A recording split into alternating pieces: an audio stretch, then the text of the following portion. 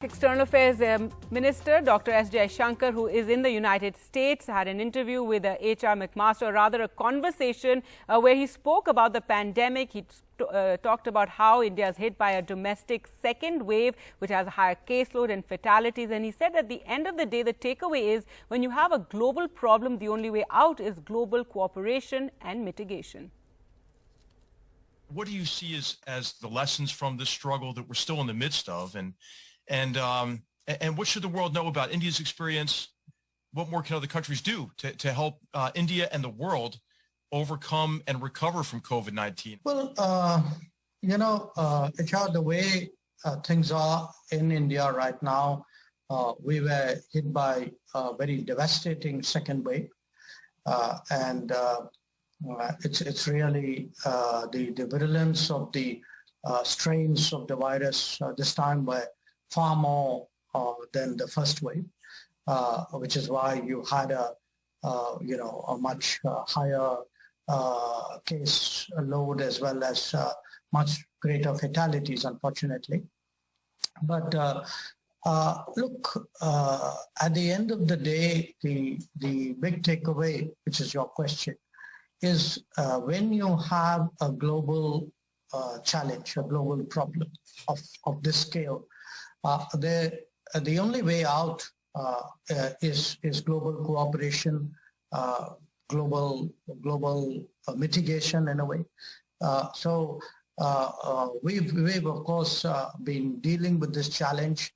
The hospitalization issues, the oxygen issues, the beds issues, and these are things which America knows well, because you went through it as well last year, including in the city where I am in New York. So when people look at the television screens and see what's happening in some foreign country, I think there needs to be that realization that this could easily happen to us. In many cases, it has happened to us. And the right response is therefore to help each other out. And I'm glad to say we've seen a tremendous outpouring of international support and solidarity at this time. But one is the public health, the humanitarian immediate medical response, if you would. But I think there are larger issues for the world order, for global politics in a way. Today, clearly, we all need to think very much more about health security. I would argue that our sense of national security has actually widened as a consequence of the pandemic. We today, whether it is medicines, whether it's vaccines, whether it's even, last year it was masks and PPEs. In some countries, I would say even food, because the supply chains, when they were diverted, has made people anxious. The second is, I hear this term strategic autonomy increasingly, this time from the West, in Europe, for example, which is, that for essential things we need to be self-sufficient, or we need to de-risk our exposure, that we shouldn't be over-dependent on single geographies or one set of supply chains. So I think the post-pandemic conversations, in fact, even as the pandemic is going on, the conversations are beginning to change towards more resilience, more reliability. How do you de-risk the world? To my mind, it really makes an argument for what I would call decentralized globalization, that you have different centers of production, you have the assurance that if something, God forbid, goes wrong somewhere, the world will not then be so completely threatened as the way we have seen really in the last year and a half. There are, of course, in addition, digital lessons, but that's a whole subject in itself. And the one chapter, I think, on the Mahabharata was very, very interesting as well, where you use one of the two ancient Sanskrit epics of ancient India as a metaphor, really, for India's approach to the world. So I know it's tough to condense, into a short answer in an interview, but could you explain this theme to our audience? How does India's past shape India's leaders' view of India's role in the world? Well, look, my central thesis is that India is a deeply pluralistic society and has a very open, very positive view towards engaging the world, and that it must do so by really, in a sense, falling back on its traditions and history and culture, so that people intuitively understand the challenges of today. And the reason I picked the epic is, most Indians are very conversant with the epic.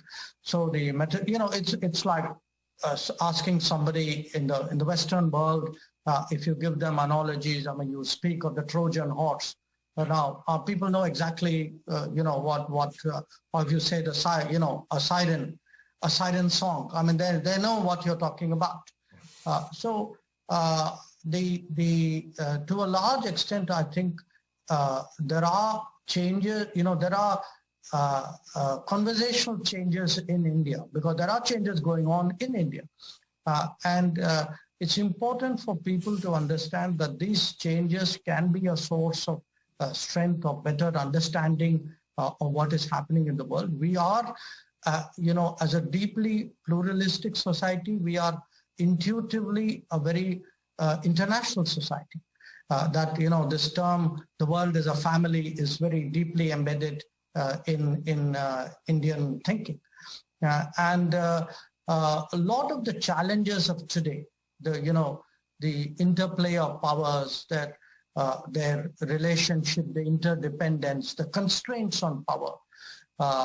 For me, an important question, ethics. How much does ethics matter at all? And if so, what is the role of ethics? I mean, you would perhaps in today's world talk about branding and reputational and soft power. But at the end of the day, ethics is at the heart of that. So it's an attempt really to use these analogies to both make Indians understand the world, as well as the world understand that there are great traditions of statecraft and diplomacy.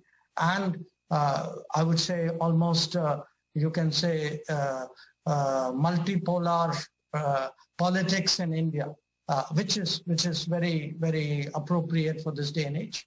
I wonder if you might talk about your vision for a free and open Indo-Pacific, and then maybe also talk about this crisis that we feel in democratic nations these days, right? There are doubts, I think, across the free world about the effectiveness of democratic processes and institutions.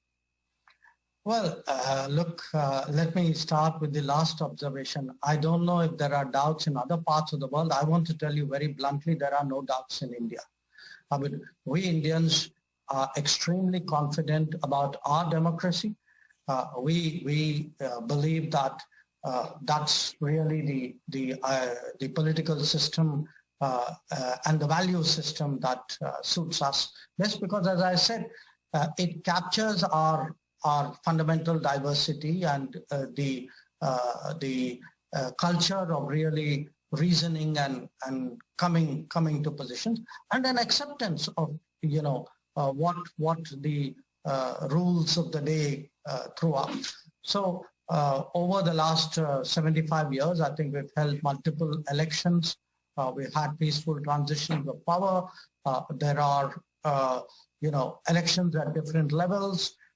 One test of which is, of course, that if you have changes in the party in power at different levels, that itself is proof that democracy is working. And I don't think anybody in India would trade democracy for an alternative form of governance. So it has its challenges, it has its complexities. The world's changed, the United States has changed, the number of players have changed.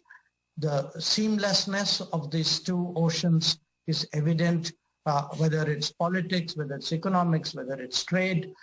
So now the question is, if once you accept there is an Indo-Pacific and there are multiple interests at work in determining the character of Indo-Pacific, it is very obvious that Indo-Pacific is central really to the prospects of the world, to the welfare of the world. Free and open Indo-Pacific is very much part of doing global good. Would you talk about really how you view the threat from really the Chinese Communist Party's policies? You know, different countries have different challenges. Sometimes in international relations, it's very common for countries to cooperate in wherever their interests converge. It would not be for the first time nor the last time. That's another way of looking at it. Obviously, all of us have values and beliefs. We discussed some of them before. The basic thing about values and beliefs is they are values and beliefs precisely because you think that's the right way to go. I am right now in the city where the United Nations has its headquarters. And the United Nations as the centerpiece of the world order does represent a shared desire to promote global cooperation. So I think it's important for countries who think similarly on key issues of the day, who find that their interests converge, to find ways of working together. And I think that's really what's happened in the case of the Quad. The world's not going to be the same after the COVID, whenever that after is. It's not going to be the same because we are, as I said, all of us in different ways are going to worry about our international exposure. Historically, when times are good, you tend to see international relations as endless opportunities, sort of waiting to be exploited. The key question, the number one question on everybody's mind today is COVID. The worry which people have, and I've heard this expressed by many countries, do we have accessible, affordable, vaccines? Now, we can't have a world which is part vaccinated and part neglected, because that world's not going to be safe. So how do we, get through the global challenges in a global way? I think that's the big question. Minister, I wonder if you'd share your thoughts on the trajectory of Pakistan. There's been, of course, a lot of press coverage about talks now with the Pakistanis. This is, of course, been and it remains one of the most dangerous flashpoints, I think, in the world. Is really Pakistan's hostility toward India, the use of jihadist terrorist organizations against India as an arm of their foreign policy, and of course, both your country and Pakistan being nuclear armed countries, it is one of the most dangerous flashpoints in the world. What do you see as the future of India-Pakistan relations? And what's your prediction on these latest talks? And does this represent any kind of hope for a reduction in tension and hostility between your two countries? Well, look, what I can tell you at this point of time is that we had an agreement some weeks ago between Director Generals of Military Operation that we would not fire across at each other across the line of control, which has seen a lot of that. And it's seen a lot of that mainly because there's been infiltration from their side. So the basis for not firing is very clear, because the reason for firing is infiltration. So if there is no infiltration, there's obviously no reason to fire. That's a good step. But I think there are obviously bigger issues. At the end of the day,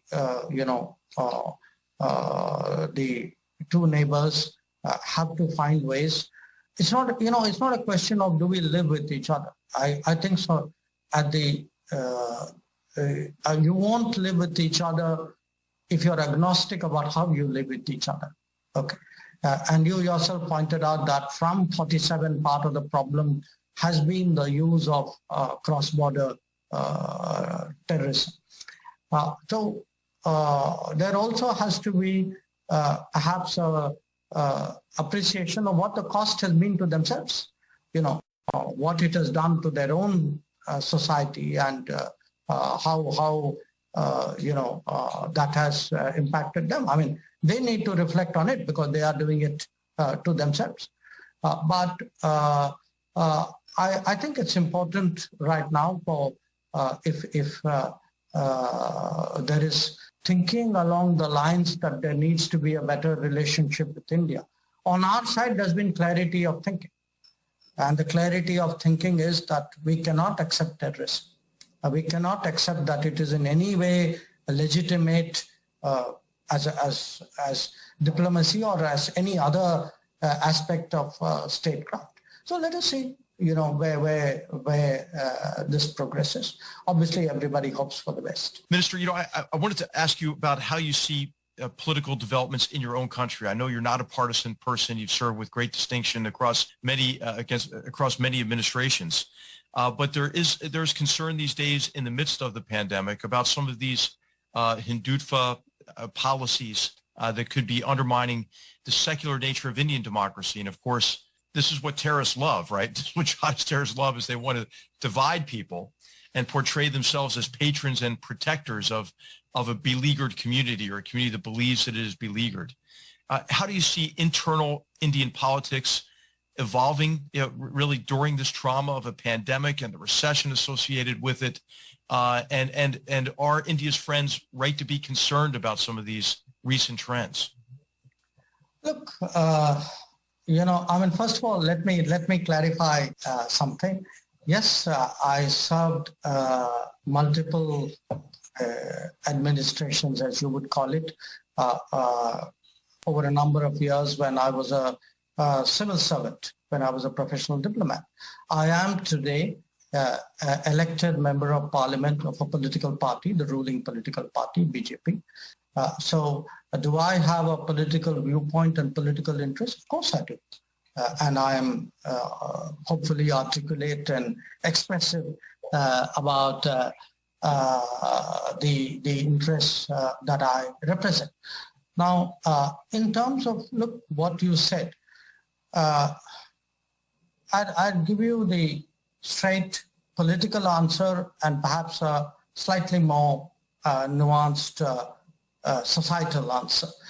The political answer is that in the past, there was a great reliance on, what's called vote bank politics, which is appealing to vote banks on the basis of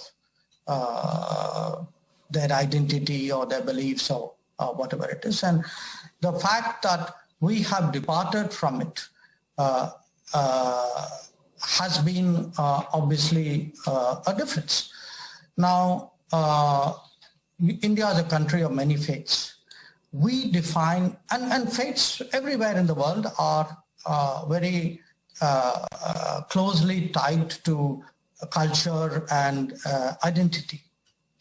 Now, in our society, we define secularism as equal respect for all faiths. Okay, secularism doesn't mean that you are in denial of your own faith or anybody else's faith, for that matter.